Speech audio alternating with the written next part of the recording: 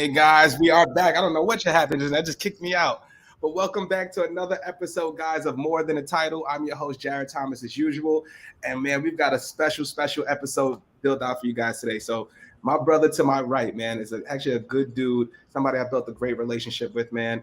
We actually met on LinkedIn, like many of us, and it was just talking about personal branding, just us connecting, and what this gentleman has been able to do in this short time is nothing short of incredible. So he's a personal branding expert. He's a senior sales executive at many different corporations, Salesforce included, IBM, many others. And I just want to introduce my brothers. I'm so proud to have him, man. Let's please have a warm welcome to my brother Salman. How are you, bro? Jarrett, I'm doing amazing. Appreciate the opportunity, man. Thank you so much. No, thank you, bro, man. You're a beast, bro. So I just want to say that up and down, man. Like, I'm excited to have this conversation. The way you've grown your brand on LinkedIn, bro, has just been insane. Just seeing you grow, man. I'm like a little your bro. I'm like, damn, man, that's my guy is doing it. You know what I mean? And I'm so proud for you, man. I'm happy for all your success. So, the premise of this show is to get to know more about you, brother, know more about the person behind the title. So let's start from the beginning, man. Like, how did you get into tech? It's a great question.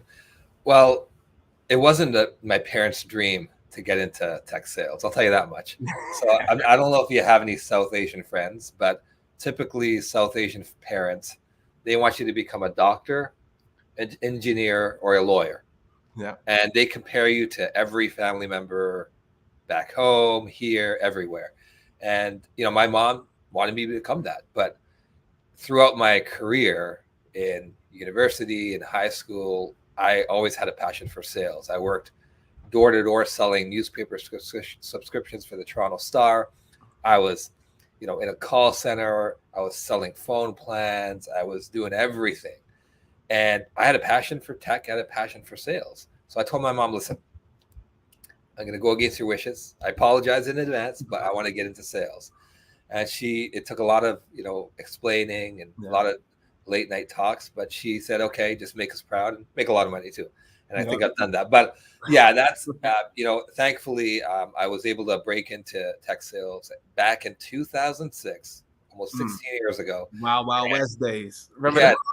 It was a long time ago. And very grateful that I was able to land a SDR role at IBM. Back then, the SDR role was called a lead generation rep. So I did basically, and I'll tell you something, Jared. People talk about being an SDR now. You want to know how it was like an SDR back in 2006? You didn't have any Zoom info. You didn't have all these tools like Gong and Outreach. It was picking up the phone and calling gatekeepers, trying to find out who the right person to talk to was all day. Yeah. And there's 4 levels of management too. So you talk to the gatekeeper who puts you onto a manager, they put you onto another person, and God forbid you press the wrong extension. You remember those days, bro? It used to be the worst, man. So I totally remember that. It was a million cold calls. You get lucky if you get somebody on the line, and then when you got somebody on the line, you had to be sick with your words in order to get somebody to actually want to buy and be interested, bro. But like you mentioned something that was really interesting, bro. So like you had a passion for sales. Where did that come from, bro? It came from just being competitive. So I'm big into sports. I'm big into basketball. I know you're big too. I mean, look at your Cleveland Indians hat. Like, and I've seen like episodes of you wearing different hats. So I know you're into sports. But I grew up playing basketball, right? Watching a lot of hockey. I'm from Alberta originally, so a big hockey fan. And I used to play in high school. And I used to play day and night in the summers, and I just had that competitive spirit to do well. And I know sales is all about drive and passion and being competitive. Yeah. But not only that, as I alluded to earlier, I've been like, imagine being 14 years old and being dropped off in a van on the street saying, hey, I want you to sell these newspaper subscriptions for the Toronto Star. I was getting rejected, being called every name in the book, door slammed in my face. So I knew how to take rejection. And I know in sales, you got to have thick skin. Yeah. I was competitive and I had drive. And that's what led me in a multitude of roles to say, hey, I want to get into sales. That's real, bro. I had a very similar story. So I was a hustler at a very early age, bro. I worked at Hallmark. I think I was the only person in my high school at freshman year with a job. So everybody's with their girlfriends going out to eat. Man, I got to go right from the bus, right to go man my post at Hallmark and making sure nobody steals and stuff like that. I'm like, all right, cool. It is what it is. But I think what drew me to sales, my first sales job, bro, was a mortgage loan originator. So I didn't know what it was, bro. And it's a crazy story. I don't think I've ever shared this, bro, but I would love for you to hear it. But I basically was just going on Indeed, bro. I was a waiter at the time, man. I was hustling. My son was about to be born, man. I'm like, what the heck, bro? And I got a job. You know, they saw my $40,000 base salary. I was like, woo, you shitting me? Like 40,000. I was like, damn, I'm already counting and spending the money. So I went downtown, bro. I get there for a 1:30 appointment. I'm there at 1:20. I call the office. You know, somebody come down to meet me and da da da da. Nobody picks up. Nobody picked up for 2.5 hours. I stayed outside and I'm the most impatient person ever, bro. I stayed outside for 2.5 hours. And as I'm about to walk to the train station to go, and I'm like, all right, I'm done, bro. I get the call and they're like, come upstairs. And they felt so bad that they had me waiting outside. I basically all I had to do was smile to get the job. So you know what I mean? So I ended up getting the job. And then it was reverse mortgages, bro. I was calling people 65 and older, trying to convince them to mortgage their homes and get some equity out of it and be like, hey, you got no kids? Well, you got $200,000 home. You could take that liquid cash and go around the world and da da da. And you're selling them that dream. And it was the hardest thing I've ever done in my life. But like you said, it told me about rejection. By the time I got to tech sales, when we didn't have Gong and Zoom Info, and they're like, make 300 calls a day. No problem. I ain't talking to a 65-year-old. I can do this all day. And that's how I became a #1 rep in my tech and display ads, bro, and took it from there. So that's insane. But the thing I love about sales, I love the art, I love the science, and I love the psychology of it. And a lot of people don't talk about the psychology of it. And I also love the fact that we control our own destinies, right? Control our own destinies. If I bust my tail today, I can make 300 grand. If I make, you know what I mean? If I do whatever I can, I can make some money, right? So that's what I love about it most, man. But what about you? What excites you about sales? Like, or better question, what do you think is the hardest thing about sales that most people don't get right? I'll tell you what it is, Jared. And I've been in sales, and you've been in tech sales a long time. I know it from your experience, and you've been great at it. And I've been in it for a long time, 16 years. It'll be 16 years in August. Wow. The hardest part, even to this day, is prospecting. And it doesn't matter how much experience you have. It doesn't matter how bad you are. It doesn't matter how good you are.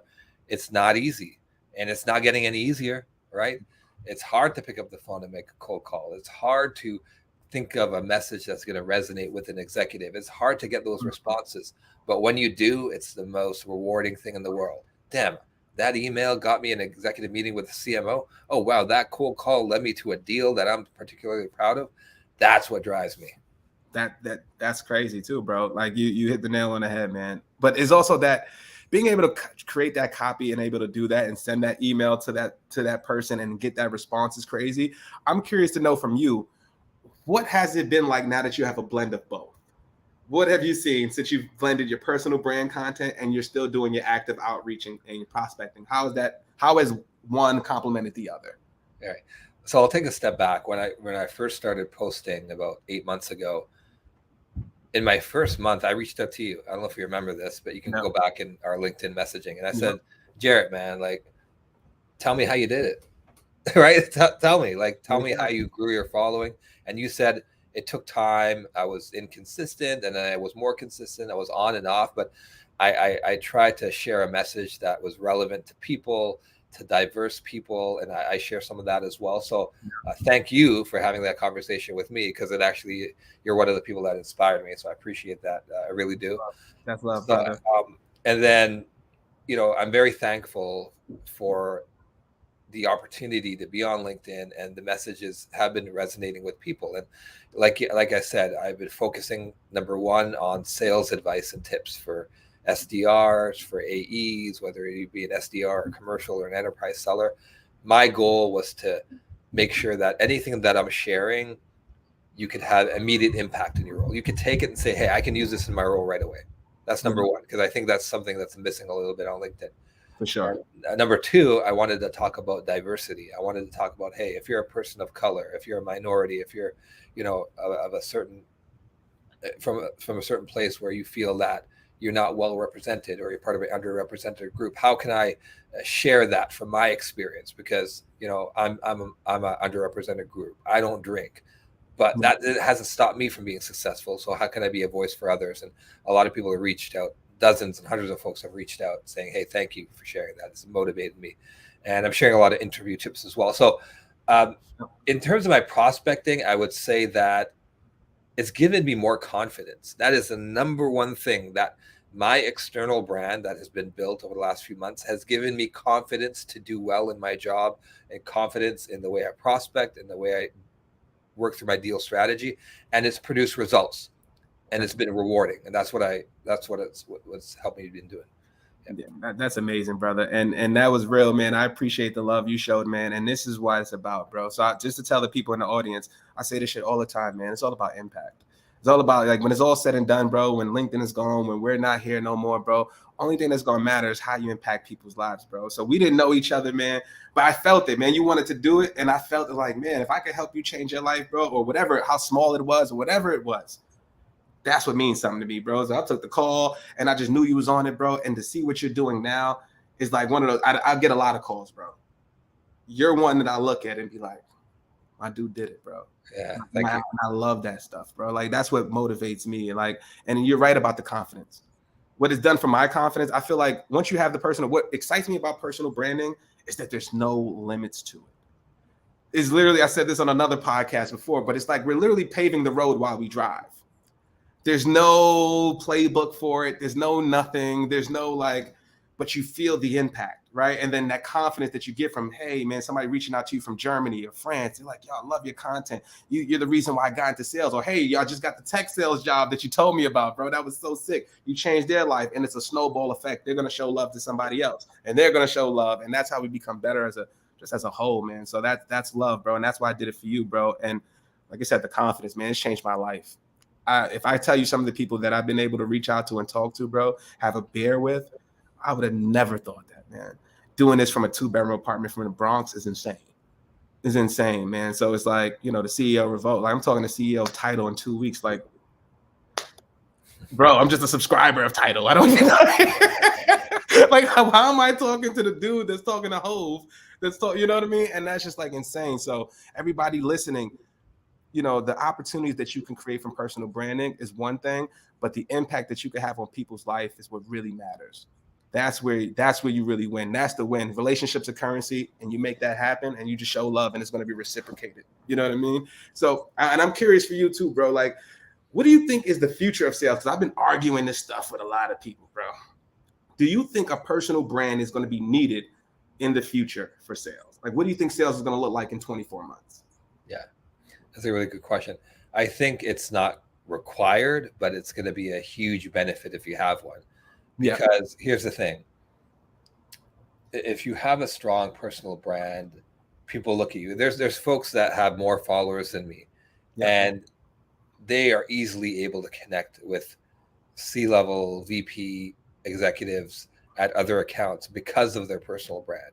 Yeah. I was speaking to one colleague, and he said that, somebody reached out to him saying, hey, I was having lunch with, another executive, and they mentioned your name. It's like, they don't even know I don't even know who they are, but it's because of your personal brand. So I think it's going to be very, very beneficial, because if you have a personal brand, people know who you are. People understand the value that you're bringing. You're building a massive network of individuals who can facilitate warm introductions. So even if you don't know the individual you're trying to prospect with, there's a very good chance somebody in your network will know them. And that's an easy, warm introduction.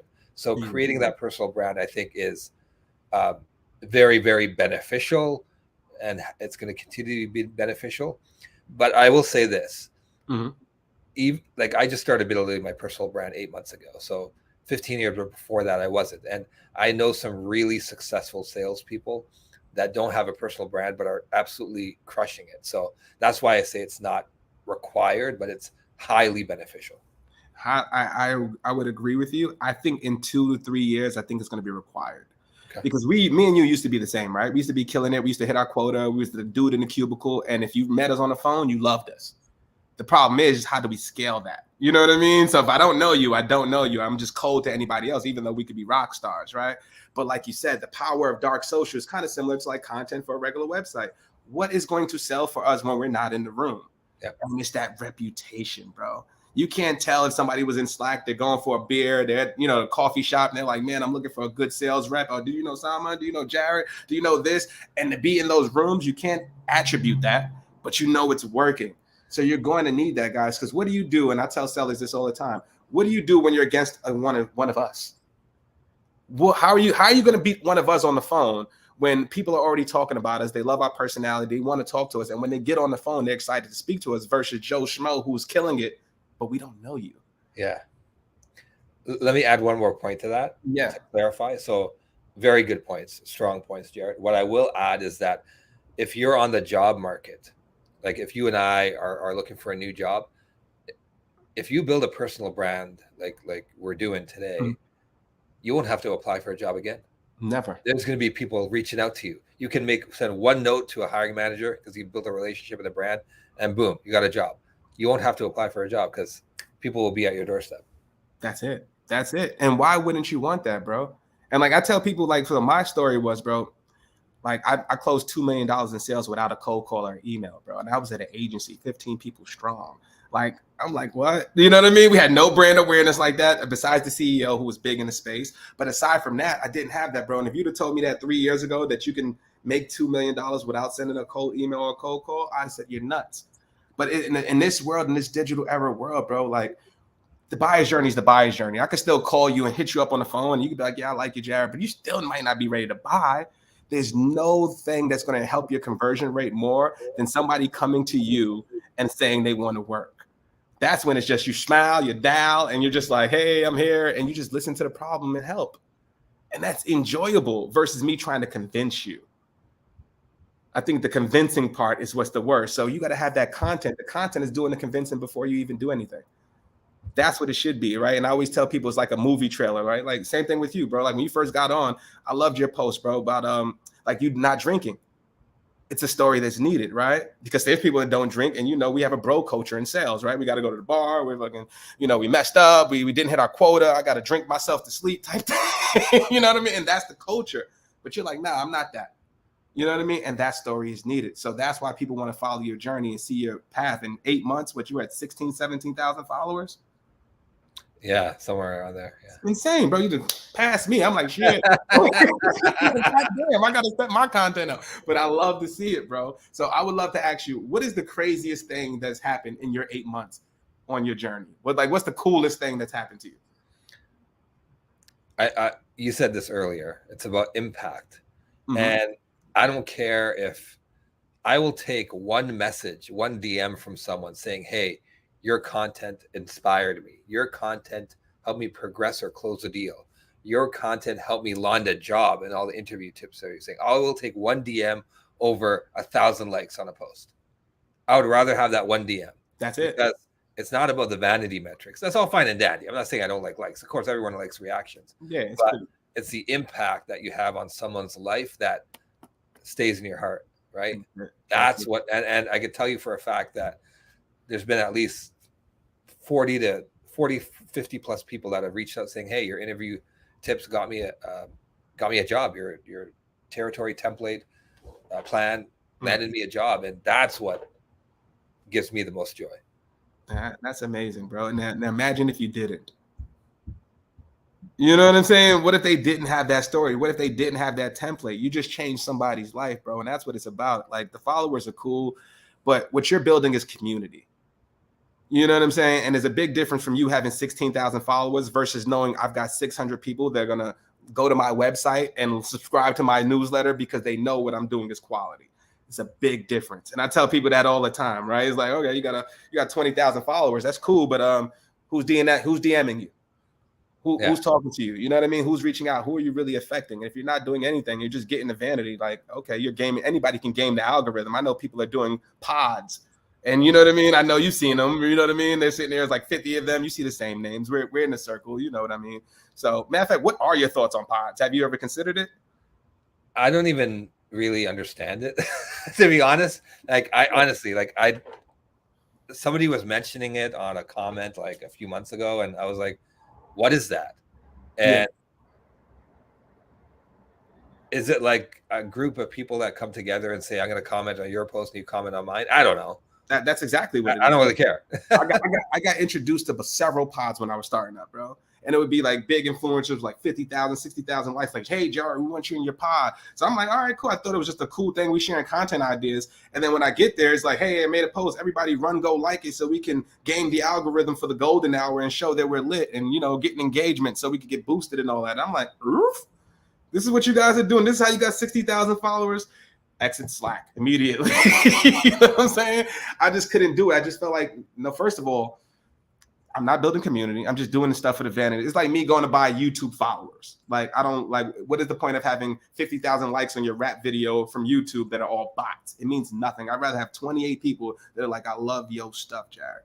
And that's where it is, right? So, and plus it gives you a gauge on your content, right? If you don't like my shit, don't like it. So now I got to go back to the drawing board. That didn't resonate. Cool, I got another shot tomorrow. You know what I mean? And that's it.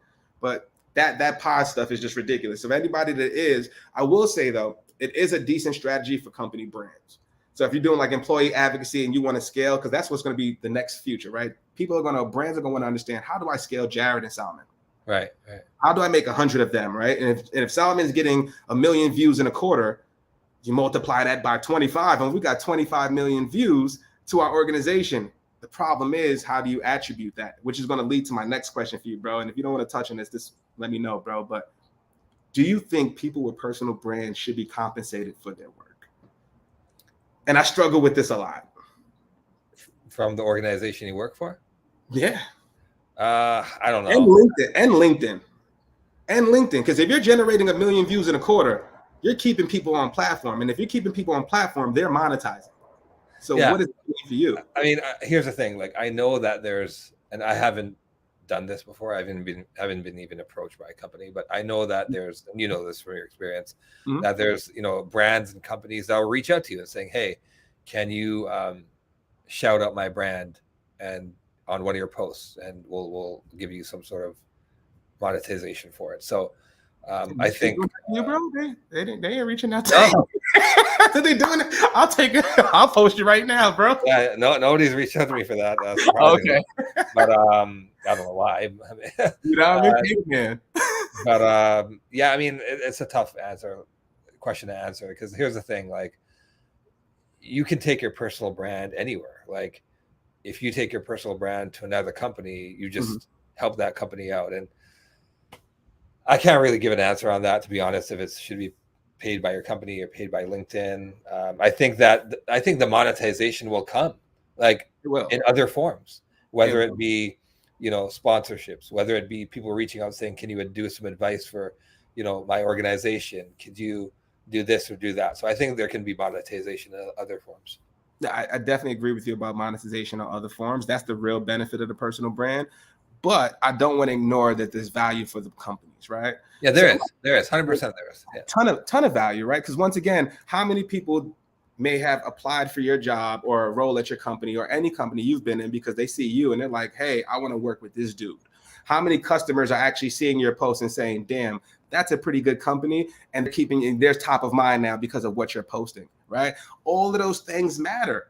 So what I'm saying is, if you're going to pay an influencer, right, you know, the cute girl on TikTok or the dude that's doing the funny stuff, right? Why wouldn't you pay your employees or at least incentivize a program in order for you to scale this? Right. Because how do you scale Jarrett and Salman? How do you? And if you get 25 of us at the organization, you become gong. Yeah. That's just a fact. You know what I mean? I spoke to Udi about it. He's like, man, I just let people go about their day, man. If you want to do a personal brand, cool. If you don't want to do it, cool. But the SDRs have 50,000 followers. You know what I mean? I'm like, I feel like the janitor got 100,000. I'm like, what the hell, bro? Like, how do y'all? And then, like you said, just incentivizing and be able to scale that. So I do think there's an opportunity. I think brands should be putting some sort of their marketing budget, maybe 1,000, 5,000, whatever number that is, and be able to divvy that out based on performance, being that we can't attribute it, because this dark social stuff is happening, whether people believe it or not. Right. So I just think that's something that I think in 2-3 years, I think that's what it's going to be. And I'm hoping to be on the money train when it pulls in the station. But I don't know. But shout out to my team, because I love y'all. Y'all been so supportive. But I'm just saying, like, I don't want to leave no money on the table. I hear you, man. I hear you loud and clear. That's really another one. So I'm trying to think any other personal branding things that I can ask you, bro. Man, but this is just like an amazing content. I could talk to you all day about this stuff. Who are your favorite people on LinkedIn right now? In addition to yourself, let's see. Appreciate No, you. seriously. I'm not just saying that. I like. I don't know if you followed a guy named Jaleel Mackey. That his name sounds familiar. Yeah. So he works at a company called Modern Health, and anytime I read his posts, I feel a sense of calmness, and relaxation, and my mindset changes because he talks about those type of topics, and it really resonates really well. If I'm having a tough day or if I need a break, that helps out a lot. There's folks like Darren Mckee, who has over 30,000 followers, and what's funny is that when I first met him, he had like maybe 20,000 followers, and he's an individual contributor. The number one thing that impresses me is when somebody in sales is an IC, an individual contributor, and has a ton of followers. I'm like, because when you're this, like if you have a leadership role, people will just follow you because you have a leadership role. They'll connect with you. But if you're an individual contributor and you have that many followers, kudos to you for building your brand. Yeah. And then a couple other folks, Julie Reader, she works at Dooley. She is an awesome follow. Love her content. A few other folks as well that are doing. Bilal Batrawi, he's an you talked about the psychology of sales. He talks about the psychology of sales all the time. He's a great sales guru that I like to follow as well. But yeah, those are a few of the folks. Yeah, I would definitely highly recommend those. You're one for sure. For any sales content, I go to you. I love Jake Dunlap. I don't know if you know him. He's a good dude from Scaled. Alex Sheridan for video content. Alex is one of the most creative people I've seen when it comes to video. Walter Gear, he keeps it so real. He says shit that I'm like, damn, you said that, and it's like, I was just thinking that. Damn it, I should have said it. You know what I mean? Which actually leads me to something else, man. What are your thoughts on personal storytelling versus sticking to one niche, right? Like, so what do you think? Like, 'cause I know you stick to mostly sales and, helping people overcome objections and all that other good stuff in the sales process. Me, I keep it real with you. I don't have a strategy. I post how I feel. If I wake up one day and it is what it is, and I feel like talking about sales, cool. Most of the time I'm talking about personal branding, LinkedIn, sales.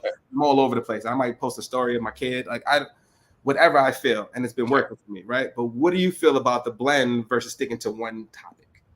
Yeah, so I think it's good to have a blend, but I also think you should definitely specialize with something because you want to draw a crowd that will resonate with your content. If you're just driving random people, then there may be one post where it doesn't resonate with anyone. And that's why, number one, I share sales advice. At least 3 or 4 times a week, I'll share a sales tip that you can use immediately. Number two is, and my title is like sharing whatever it is, SDRs and AEs to close more deals and build a brand or whatever it is. And secondly, I love sharing interview tips because I feel that everyone's moving jobs, man. We're in the attrition cycle where people are just landing new jobs, leaving their jobs. So I felt like, hey, I've been in literally like 80 to 100 interview cycles. Well, like actual interviews over the last 16 years. I built out a playbook. And by the way, later this year, I'm releasing the Ultimate Sales Interview Playbook, which is going to be available for everyone to leverage to land a tech sales job. Or free or paid, I have to ask. No, there's gonna be a cost associated with it. There you go, my man. Pay the man. Pay the man. I'm sorry. No, it's okay, man. It's all good. And then the third thing I like to talk about, which really resonates the most with people, I think, is being a person of color like you and I.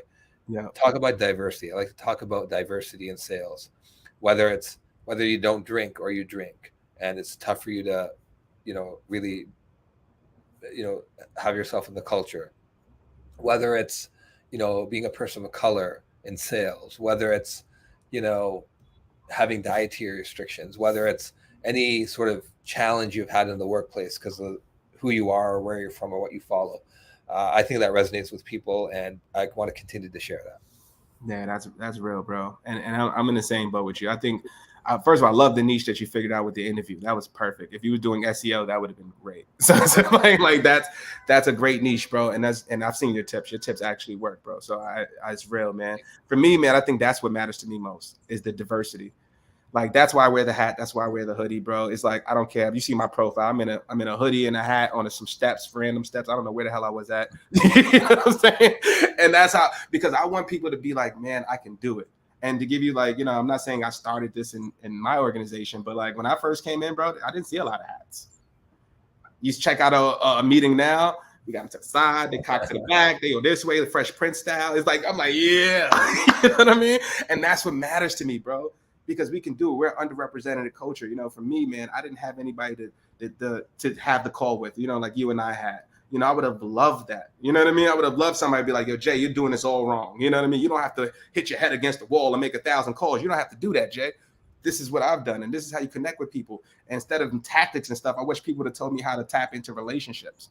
You know what I mean? Because that's what it really is. So, you know, the fact that I see people from the Bronx, bro, that are trying to get into tech now, the fact that I see people from other places that look just like me that are getting into tech, or when somebody comes into the organization, they're like, yo, you're the first person I had to speak to, or something like that. Like, that means something to me. You know what I mean? And that's what really resonates. Everything else is going to come. The bag is going to come. The reputation is going to come. The clout's going to come, man. But it's the fact I'm able, and this is why I love podcasting and talking to people like you. I don't care if this gets one view, bro. But the fact that, you know what I'm saying? Obviously, I'm going to push it and get content out, you know, all that stuff. But, you know, the fact that I could build this relationship with you in real time, the fact that I can talk to the CEO of Tidal, the CEO of Hootsuite, and have it on and just really have this conversation that's unscripted, that's what I love, man. And then we go out for beers later and we do all that stuff. I know me and you ain't going to go for beers. We're going to figure something out. We're going to get on the court. We're going to do something. I have to take it to the court. I love an ice cold root beer. I'll tell you that Let's much. do it. Let's do it, bro. I'm ready to take you to the court, man. I'm ready to get some balls with you, man. Too. Let's do it, bro. But I know we're coming up on time, bro. I just want to say, man, you know, I'm very, you know, I'm mad proud of everything you're doing, bro. Like, you're inspiration to myself too, man. So I don't want you to think it's not a two-way street. Things that you're doing is inspiring, bro. You make me want to go higher. You make me want to step my content game up, bro. And I just want to tell you, keep doing, man. Keep pushing. Don't stop for nothing, man. And I've got nothing but love and respect for you, bro. Real talk. Thank you so much, Jared. Appreciate the opportunity. Like I said, you're one of the first people I reached out to when I began this journey, because I just want to learn from you and how you did it. So you inspired me, and I appreciate everything you're doing for the community, man. Yeah, absolutely, brother. There's much love, man. And thank you for coming on. Anybody else is watching, this is what the network is about. This is what it's all about, man. Just having these real conversations, real connections. Like, this is my dude. He comes to New York. He's coming through to the crib. Like, that's a fact. You know what I mean? So this is how we're doing it. So I appreciate everybody that's watching. Thank you for all the love and support. We've got 5 more episodes to go. So next week, I got the CEO of Up Content, Scott Rogerson. I've got Madison Butler coming back. I've got the social media director, Justin Leslie of Hard Rock International. Then I've got the CEO of Hootsuite, Tom Kaiser, and then the CEO of Tidal on my birthday, June 16th. And then we're done for the summer, guys. I'm gonna hit you with clips all summer, but I'm trying to chill, relax. I need a breather. I'm tired of content. You feel me? But thank you guys for the support and love. Salman, my brother, thank you for just hopping on, man. And we're all gonna be rooting for him. If you don't know him, connect with them on LinkedIn. Make sure you follow, subscribe, do everything you need to do and support people like ourselves, man. So thanks again, guys. And we'll see you again next week for another great episode of More Than a Title. We'll see you next week. Peace.